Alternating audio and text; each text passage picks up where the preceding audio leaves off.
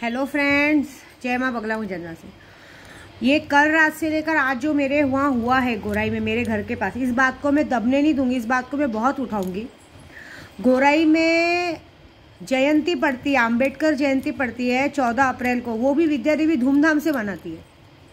जय भीम का त्यौहार धूमधाम से मनाती है क्योंकि हमारा त्यौहार है, वो मेरा त्यौहार है वो, क्योंकि मैं भी जय भीम वाली हूँ एक तरह से। लेकिन हूँ तो ब्राह्मण। मेरे घर पे और उसके बाद अगर कोई ईद पड़ता है तो ईद भी मैं बनाती हूँ ना लोगों के साथ। गणपति पड़ती पूरी गोराई में है कि अगर साई भंडारा होता है, गणपति होता है, सारा कुछ त्यौहार मैं खुद से दिल से मनाती हूँ। कभी किसी के बीच में नहीं बोला, उल्टा सबका साथ दिया है। मेरे घर पे अगर कोई 5-10 हज़ार मांगने आए तो मैंने उस पैसे को दिया है। लेकिन मेरे घर पे गिने चुने सिर्फ साल में 2 प्रोग्राम होते हैं। एक गणपति में प्रोग्राम होता है भजन कीर्तन का, और एक नवरात्रि में होता है, और एक होली में होता है। होली के टाइम पे मैं ऐसे तो मैं साल भर घर के बाहर रहती हूँ। होली के टाइम पे अखंड रामायण का रामचरितमानस का पाठ होता है। लेकिन होली के टाइम पे ऐसा होता है कि लास्ट मंथ मतलब मार्च एंडिंग रहता है और बच्चों की एग्जाम रहती है, लास्ट एग्जाम रहती है, बोर्ड एग्जाम रहती है। तो चलो मैं समझती हूँ, हर बार इस तरह किया। इस बार जनवरी का महीना है, आज कोई एग्जाम नहीं, कुछ नहीं, और आज संडे का माहौल था। मैंने जानबूझ के सैटरडे संडे चुना क्योंकि अभी 22 जनवरी को अयोध्या में राम जी का प्राण प्रतिष्ठा हुआ है। तो एक बात बताओ, हम सारे लोगों का त्यौहार मना सकते हैं और हम ब्राह्मण जात होके हम अपने राम भगवान का जो जन्म, राम भगवान की अयोध्या में राम प्रतिष्ठा हुई है, उस बात की खुशी के लिए मैंने अपने घर में रामचरितमानस का पाठ रखा। वो भी लोगों से देखा नहीं गया। हाँ, वो भी लोगों से देखा नहीं गया।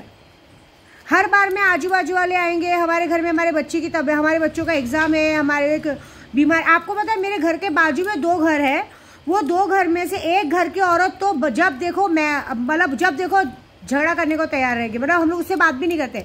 मतलब बाहर नारियल का पेड़ है, नारियल के पेड़ पे नारियल उगता है। जब नारियल उगता है तो नारियल वो लोगों का, हाँ। लेकिन जब नारियल की झाड़ियाँ होती है, जब बारिश के टाइम पे आंधी तूफान होता है, तो हमको बोला जाएगा कि हम अपने ओनर को बोले झाड़ियाँ कटवाओ, 4-5 हज़ार का झाड़ियाँ कटवाओ, दोनों जन। और एक दूसरी साइड में एक है जो आज 4 साल से, आप यकीन नहीं मानोगे, उस औरत के अंदर भूत है कि प्रेत है क्या मालूम। वो औरत आज तक जब उधर से बंगलों से नीचे नहीं उतरी है। वो लोग अपना एटीट्यूड अलग दिखाते हैं, ठीक है ना। तो भी हम लोग किसी से बोलते नहीं, क्योंकि साल भर तो मैं घर पे रहती ही नहीं हूँ। लेकिन चलो हर बार मैंने एडजस्ट किया। लेकिन आज तक रिकॉर्ड है, मेरे को 8-9 साल हो गया गोराई में रहते। कभी कोई पुलिस वाला मेरे घर तक नहीं है। एक ही बार आया था जब मेरा प्रदू घर पे नहीं था, तो भी मेरे प्रदू को ढूंढने आए थे। मैंने वो लोग पे डीडी लगा दिया था, मतलब पूरा उनका वीडियो बना के उन पर पूरा कंप्लेंट, मतलब केस कर दिया था। उसके बाद आज का दिन कभी कोई आया नहीं। फिर भी अभी मतलब ये उंगली करने का। कल रात को मेरे घर पे पत्थर मारे गए। आपको बताओ, मैंने ये बताया नहीं। कल सिर्फ गाड़ियां नहीं गई है, बरोबर 2 बजे। मैं अकेले सबूत थी इस घर में। मेरे घर में जो भी पाठ कर रहे थे, मेरी बहन आई थी, सब सबूत है। गाड़ियां घूम रही थी, सब हो रहा था उसके बाद। लेकिन मेरे घर पे कल पत्थर मारा गया। मतलब ये एक तरह का जबरदस्ती जात भेदभाव का। मैं तो जाति भेदभाव नहीं मानती, पता नहीं कौन कर रहा है। लेकिन इस मुद्दे को मैं बढ़ाऊंगी आके। मैं ना परसों मंगलवार को काड़ूबाई जा रही, क्योंकि मेरे सारे ग्रुप वालों का काम हो चुका है। तो मैं परसों मंगलवार को काड़ूबाई जा रही हूँ। जैसे काड़ूबाई को मैं पूरी ओटी भरने वाली हूँ, और सबको पता है कि मैं मंगलवार को काड़ूबाई के मंदिर में रहती हूँ। ये बात पक्की है। जिसने भी ये हरकत किया, अगर मैंने उसके मुंह से खून की उल्टियाँ नहीं कराई ना, विद्या देवी नाम की नहीं। आप हम यूपी वालों को फालतू मत समझो। हमारे घर में सारे यूपी वाले भरे थे, सिर्फ एक आवाज पे सब निकल के मारते थे। बस ये था कि भाई वो पुलिस वाला था, पुलिस वाला अपना काम कर रहा था, लेकिन वो भी किसके बोलने पे कर रहा था, और वो भी इनलीगल, वो भी गलत था। वो गलत टाइम पे आके अपनी दादागिरी दिखा रहा था। और उसके बाद जब उससे देखा कि हम वीडियो बना रहे हैं, तब वो शांति से बात कर रहा है। उसके पहले अपनी बात कर रहा था, बंद कर, ये कर, गाड़ी बुलाने की धमकी दे रहा है। बुलाओ गाड़ी, किसको बुलाने, बुलाओ।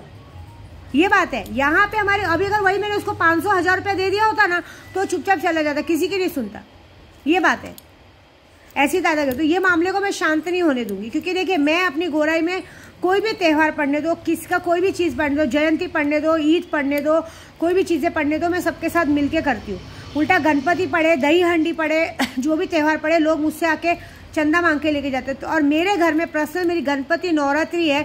मेरे घर में रामचरितमानस का पाठ हुआ, राम जी का पाठ हो रहा था ना, राम जी का भजन चालू था ना। मैं सारी वीडियो हर 5-5 मिनट पे अपलोड की हूँ। राम जी का भजन चालू था ना, कोई गलत चालू था तो उतना से पे क्या आवाज हो रहा था। सामने इतना बड़ा स्कूल है हमारे इधर, वो स्कूल वालों को प्रॉब्लम नहीं था और इनको प्रॉब्लम हो गया।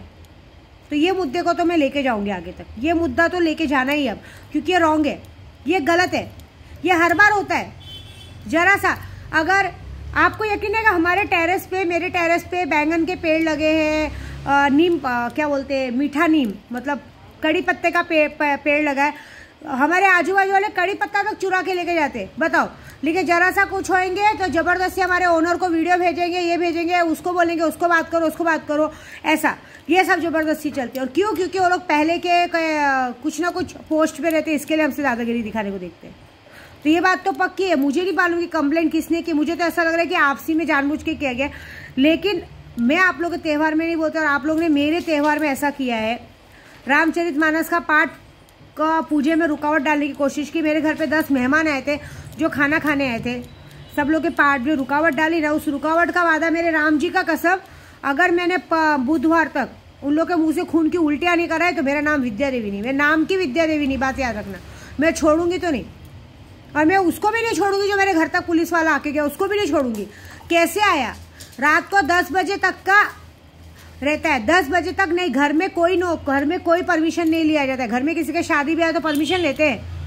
संडे का दिन था, चालू दिन भी नहीं था, संडे का दिन था, और वो भी शाम का 6:30 बजे का बात था। चाहता तो बोल सकता था आवाज कम करो, ज्यादा मत करो, डायरेक्टली हमको बंद करने के लिए बोला था, और एक बार भी डरा नहीं। जब वीडियो देखा बनते तो ऐसे किया। इस बात को मैं कहाँ तक लूंगी? क्योंकि हमारे में तो कुछ नहीं। एक तो मैंने देखा है यहाँ के जितने भी ये सब पुलिस वाले आते हैं ना, रात को जो नशा लेके घूमते हैं हमारे घर, उनको नहीं पकड़ेंगे, लेकिन ऐसे सब अच्छे कामों में जाके अड़चन डालने को देखते थे। ये बात का तो एक्शन में लूंगी। और ये बात भूल गए कि हमारे घर के बाहर ही बजरंग दल वाले हर साल इधर गणपति में पूरा बिहारी लोगों का लगाते हैं। बजरंग दल वाले जाएगा उन तक तो ये मैसेज देखेंगे वो लोग क्या करेंगे।